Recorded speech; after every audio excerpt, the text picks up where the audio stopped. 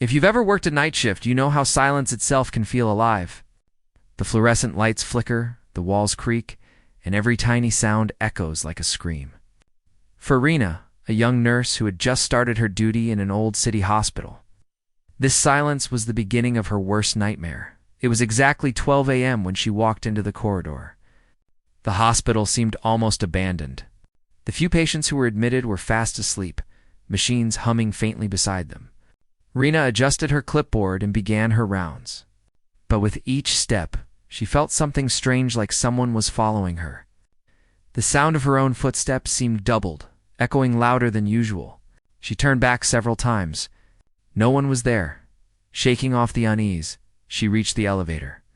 She pressed the button, and to her surprise, the doors opened immediately, as if someone had already called it. She stepped inside, but a chill ran down her spine. The air inside was colder than the corridor. The elevator started moving, then suddenly stopped between floors. The lights flickered violently, and then she saw it. In the corner of the elevator, for just a heartbeat, stood a shadowy figure. Its outline was barely visible, but Rena felt its gaze piercing through her. When the light stabilized, the corner was empty. Breathing heavily, she whispered, "Just my imagination," and stepped out as soon as the doors opened. As she walked past the ICU wing, a faint sound stopped her cold. Crying, soft, heart-wrenching sobs echoed from room 309. Rena froze. That room had been locked ever since a patient had died there 2 weeks ago. Her hands trembled as she turned the doorknob. The door creaked open. Inside, the room was almost pitch black, only the moonlight spilling through the window. On the bed, she could see a figure lying under a sheet. Her throat went dry.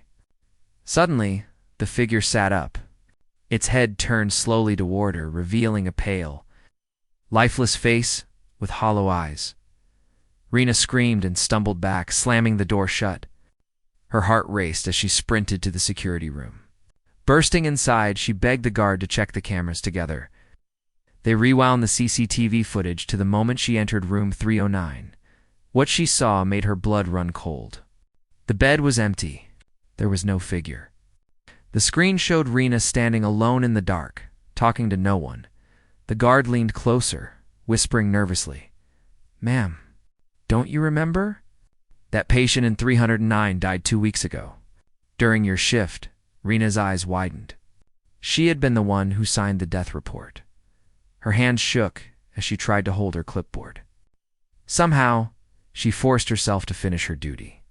But at 3 a.m., as she walked past the same corridor, the air turned icy. Her breath became visible. One by one, the lights above her blinked off until the entire hallway was swallowed in darkness. Her skin prickled. She heard it again, the soft sound of breathing, but this time right behind her. Slowly, she turned her head. A face stared back at her, inches away. The same pale patient from room 309, its hollow eyes fixed on hers. Its cold lips curling into a faint, grotesque smile. Rena shrieked, dropping her clipboard. The lights flickered once, and then everything went black. When she opened her eyes, it was morning. She was lying on the hospital floor, shivering. The staff told her she had fainted during her rounds. But no one could explain the bruises on her neck, shaped like cold, skeletal fingers. Rena never worked a night shift again, and yet the legend remains. To this day, the hospital staff say that if you pass by room 309 at 3 a.m., you can still hear the patient crying, waiting for the nurse who left him behind.